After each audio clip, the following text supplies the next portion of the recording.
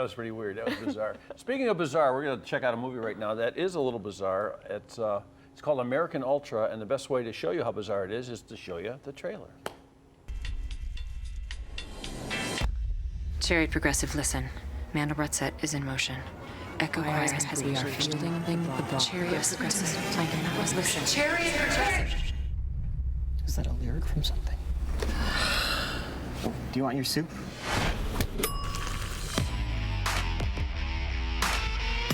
Hey, stop doing stuff to my car. Hey, babes, what's up? Hey, I just killed 2 people. That's awesome. No, they had guns and knives and they were being like total dicks. Ah! I took a spoon and I just I shoved it through this guy. Why are people trying to stab you? I don't know, but I'm like freaking out. I have a lot of anxiety about this. That would have hurt.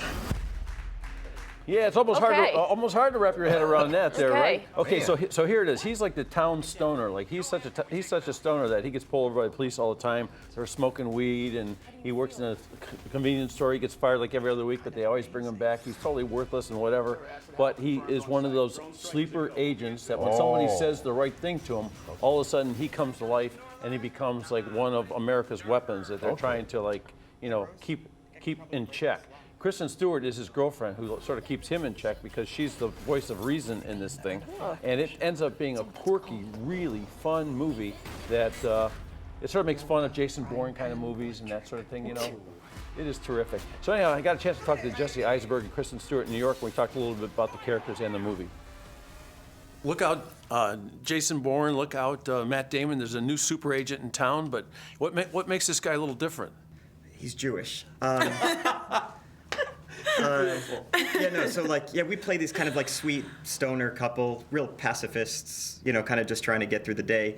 And then these guys come after us and they're trying to kill us and we have to defend ourselves. But luckily I've been a brainwashed, like Jason Bourne, he has this kind of dormant fighting ability. So we're able to defend ourselves. So it's kind of the funny much to his shock as well. It's I have no idea how I do it because I've forgotten. How would you describe their relationship?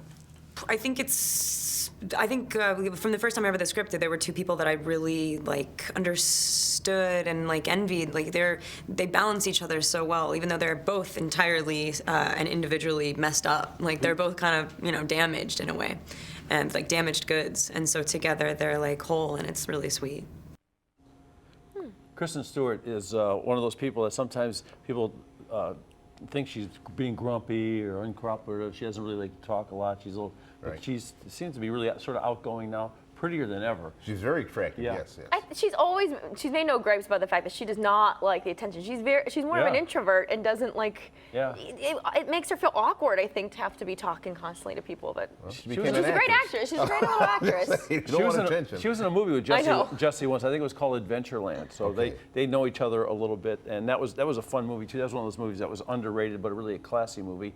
And then the thing I like about Jesse, remember him in Zombieland? Right. I mean, that thing was hilarious, and it was that oddball kind of sense of humor. So if you like Zombieland, I think you're going to like this. And it was Woody Harrelson, right? Yeah.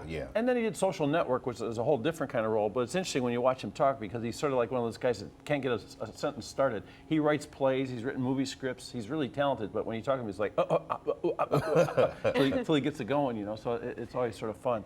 They work with John Leguizamo. He's in this movie also. He plays a. He's been in the show on the show before. He's talented. He does all kinds of different things. That man. He is one of those guys that's he's got a short fuse, and when he goes off, and he's hard to stop. I mean, he just is such a creative force. So when they were working with him a little bit, I guess it was hard for them to concentrate.